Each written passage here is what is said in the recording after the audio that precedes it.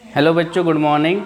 मैं विशाल रांगडाले आपका प्रशांति ट्यूटोरियल में स्वागत करता हूं। आज बच्चों कल आईटीआई टीओ का जो सिलेबस है उसका नोटिफिकेशन आ चुका है। तो आप सभी ने वो नोटिफिकेशन और सिलेबस ध्यान से देखा होगा। तो उसमें इलेक्ट्रीशियन ट्रेड के लिए जो जो टॉपिक्स आपको दिए गए हैं उसी के बारे में हम आज चर्चा करने जा रहे हैं। तो इस वीडियो को ध्यान से देखें, क्योंकि सिलेबस जो होता है वो कोई भी एग्ज़ाम की तैयारी के लिए सबसे पहले हमें क्या पता होना चाहिए, उसका सिलेबस। तो सिलेबस में क्या क्या टॉपिक्स हैं वो आपको पता होने चाहिए और उसी टॉपिक्स पे आज हम चर्चा करेंगे।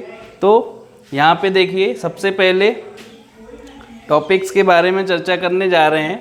तो सबसे पहला जो टॉपिक है आपके सिलेबस का वो है ट्रेड सेफ्टी एंड प्रिकॉशन। ठीक है ना।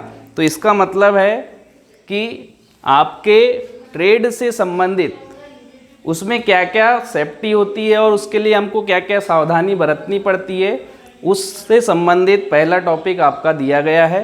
तो सेफ्टी के बारे में आप लोग जानते हैं कि कोई भी इलेक्ट्रीशियन जब काम करता है तो उसे करंट लगने की संभावना अधिक होती है। तो हम कैसे उस करंट से हम बच सकते हैं, सेफ्टी कर सकते हैं, उसके लिए हमें सबसे पहले क्या क्या टूल्स इस्तेमाल करने होंगे, क्या क्या उपकरण इस्तेमाल करने होंगे, वो हमें पता होने चाहिए। तो इस टॉपिक में वही आपको जानकारी दी जाती है कि जैसे आपके पास हैंड ग्लव्स होने चाहिए, आपके पास शूज़ होने चाहिए, सेफ्टी शूज़, आपके पास हेलमेट होना चाहिए। तो ये सारे जो उपकरण हैं वो सेफ्टी के अंतर्गत आते हैं। और प्रिकॉशन मतलब सावधानी, कि हम जो भी काम कर रहे हैं विद्युत से संबंधित, तो हमारे जूतों में, हमारे पैरों में जूते होने चाहिए, हेलमेट होना चाहिए सर पे, सेफ्टी जैकेट होने चाहिए, ठीक है ना, और हाथों पे दस्ताने होने चाहिए।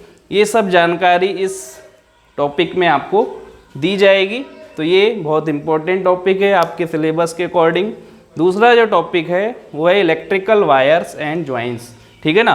तो इलेक्ट्रिकल वायर्स की क्या भूमिका होती है इलेक्ट्रिकल में, कि जो करेंट है वो वायर के माध्यम से ही एक स्थान से दूसरे स्थान तक प्रवाहित होता है।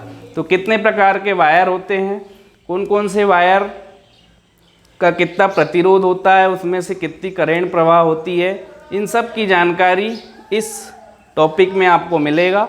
और उन वायरों में किस किस प्रकार के जॉइंट्स बनाए जाते हैं। सबसे पहले आपको पता होना चाहिए कि जॉइंट्स क्यों बनाए जाते हैं। तो जॉइंट्स बनाने का सबसे मेन रीज़न है कि करंट जो पहले जॉइंट बनाने से पहले जो करंट का प्रवाह हो रहा था उतने ही करंट का प्रवाह जॉइंट बनाने के बाद होना चाहिए। ठीक है ना। तो जॉइंट्स अलग अलग टाइप के जॉइंट्स होते हैं इसमें, जैसे सीधा जोड़ है ना, टी जोड़, वेस्टर्न यूनियन जोड़, आगे और भी हैं। तो ये आपको इस टॉपिक में आपको मिल जाएगा, सारी चीज़ें इस टॉपिक में आपको बताई जाएगी। थर्ड है मैग्नेटिक सर्किट। मैग्नेटिक बोले तो चुंबक। ठीक है ना।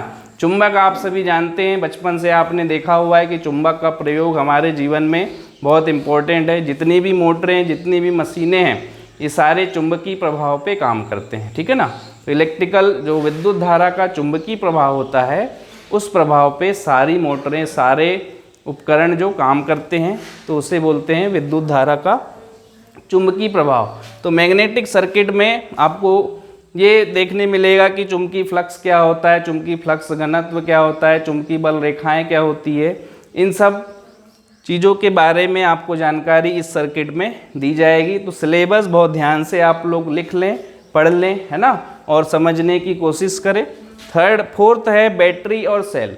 बैटरी आप सभी ने देखा हुआ है, जो बैटरी होती है वो विद्युत धारा के रासायनिक प्रभाव पे कार्य करती है। ठीक है ना। रासायनिक प्रभाव बोले तो एक कंटेनर होता है, उसमें एक अम्ल डला होता है, उस अम्ल में हम जब विद्युत धारा प्रवाहित करते हैं तो वो अम्ल का आयनीकरण होके दो भागों में बढ़ जाता है। पॉजिटिव आयन नेगेटिव आयन की तरफ फ्लो होते हैं और नेगेटिव वाले पॉजिटिव की तरफ फ्लो होते हैं, जिससे विद्युत धारा का प्रवाह क्या हो जाता है, चालू हो जाता है। तो बैटरी और सेल का मतलब है कि सेलों के समूह को ही क्या बोलते हैं, बैटरी बोलते हैं। ठीक है ना। तो हमेशा बैटरी आपको 24 वोल्ट तक सप्लाई देगी हमेशा 24 वोल्ट तक सप्लाई इसका मिलेगा और ये डीसी के रूप में आपको प्राप्त होगा। ठीक है, तो ये 24 वोल्ट तक की सप्लाई के लिए हम बैटरी का इस्तेमाल करेंगे और इस यूनिट में, इस टॉपिक में आपको सेल और बैटरी के बारे में जानकारी प्राप्त होगी। उसके बाद आते हैं हम 5वें टॉपिक पे, जिसका शीर्षक है इलेक्ट्रिकल वायरिंग। ठीक है ना, तो इलेक्ट्रिकल वायरिंग का मतलब है कि हम जब कोई भी घर या उद्योग या जो भी बिल्डिंग वगैरह बनाते हैं तो उसमें तरह तरह की वायरिंग आपको करनी होती है जिससे आपका घर सुंदर दिखे। ठीक है ना, और आपका जो इलेक्ट्रिकल जो उपकरण चलाने का सुविधा आपकी बढ़ जाए, तो उसके लिए हमें क्या करना पड़ता है, इलेक्ट्रिकल वायरिंग करना पड़ता है। इस वायरिंग में आपको क्या क्या टूल्स, क्या क्या उपकरण इस्तेमाल होते हैं वो भी आपको जानकारी इस यूनिट में मिलेगी। ठीक है ना, और वायरिंग कितने प्रकार की होती है वो भी आपको इसमें बताया जाएगा। ठीक है ना, और सबसे इम्पोर्टेंट चीज़ कि वायरिंग के जो नियम है, वायरिंग के नियम बनाए गए हैं, उसी नियम के अनुसार वायरिंग की जाती है, तो वो वायरिंग के नियम भी आपको पता होने चाहिए। तो इस यूनिट में आपको सारी इन्फॉर्मेशन उस माध्यम से दी जाएगी। ठीक है ना, 6वां जो टॉपिक है वो है अर्थिंग। ठीक है, तो अर्थिंग का प्रयोग सबसे मेन है। अर्थिंग उपकरण की सुरक्षा प्लस मनुष्य की सुरक्षा, इन दोनों चीज़ों के लिए की जाती है। अर्थिंग का प्रयोग सबसे पहले मेन है कि उपकरण की बॉडी में हम अर्थिंग करते हैं। जो लीकेज करंट होती है, जो उपकरण की बॉडी में फैली हुई होती है, वो अर्थिंग के माध्यम से कहाँ चल जाती है, अर्थ में चले जाती है। ठीक है ना, तो आपको पता होना चाहिए कि अर्थिंग का प्रतिरोध लगभग 0 के बराबर होना चाहिए। लगभग कितने बराबर होना चाहिए, 0 से बराबर होना चाहिए या 1 ओम से कम होना चाहिए। ठीक है, ये अर्थिंग का नियम है। जब तक अर्थिंग का प्रतिरोध कम रहेगा, अर्थिंग आपका प्रॉपरली काम करेगा, और जैसे ही इसका प्रतिरोध बढ़ जाएगा तो आपका अर्थिंग किसी काम का नहीं रहेगा। तो आपको अर्थिंग के बारे में पूरी जानकारी इस यूनिट में प्राप्त होगी, तो इसे ध्यान से देखें।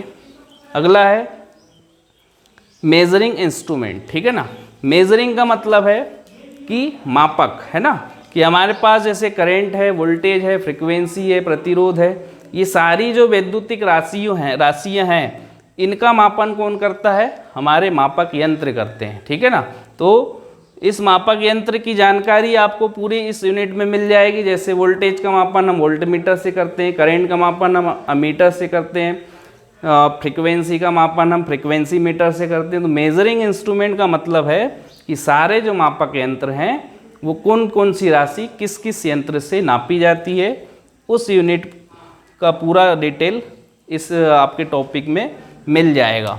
अगला है होम अप्लायंसेस। होम अप्लायंसेस का मतलब है कि आपके घरेलू उपकरण। ठीक है ना, तो आप घरेलू उपकरण में क्या क्या यूज़ करते हैं, पंखा, cooler, TV, fridge, washing machine, है ना, हीटर, गीज़र, प्रेस, ये सारे काय में आते हैं, होम अप्लायंसेस या घरेलू उपकरण में आते हैं। तो आपको ये देखना है कि कौन सा उपकरण की क्या कार्य प्रणाली है, उसका कैसे सर्किट बनता है और कौन कौन से उसमें टूल्स यूज़ होते हैं। तो ये सारा आपको इस यूनिट में मिलने वाला है, तो बहुत ध्यान से इसे पढ़ेंगे। अगला टॉपिक आपको मैं बता दूं, ट्रांसफार्मर। ट्रांसफार्मर बहुत इम्पोर्टेंट टॉपिक है सभी एग्ज़ाम के लिए। जब आप यही एग्ज़ाम की बात ना करें, आगे आने वाली सारी एग्ज़ाम के लिए सबसे मेन जो टॉपिक आपको मिलेगा वो मिलेगा ट्रांसफार्मर। इसमें से लगभग क्वेश्चन पूछे जाते हैं। तो ट्रांसफार्मर के बारे में छोटी सी परिभाषा मैं इसको बता दूं आपकी, कि ट्रांसफार्मर एक ऐसा स्थिर यंत्र है जो फ्रीक्वेंसी को बिना चेंज किए, मतलब आपको पता है कि हमारे भारत की सप्लाई फ्रीक्वेंसी कितनी है, 50 हर्ट्ज़ की है। ठीक है ना, तो 50 हर्ट्ज़ की फ्रीक्वेंसी हम यूज़ करते हैं।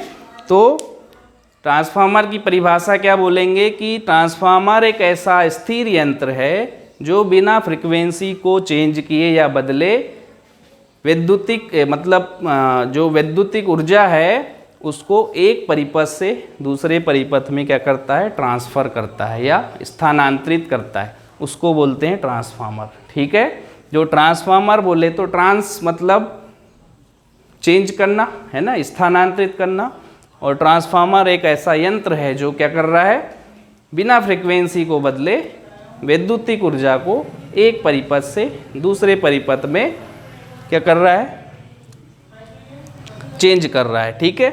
और लास्ट जो टॉपिक आपका बचेगा वो है, लास्ट बोले तो आज हम आधे टॉपिक पे चर्चा कर रहे हैं, अगली नेक्स्ट क्लास में हम आधे टॉपिक पे और चर्चा करेंगे। ठीक है ना। तो ये आज का लास्ट टॉपिक आपका है AC DC मोटर और स्टार्टर। ठीक है।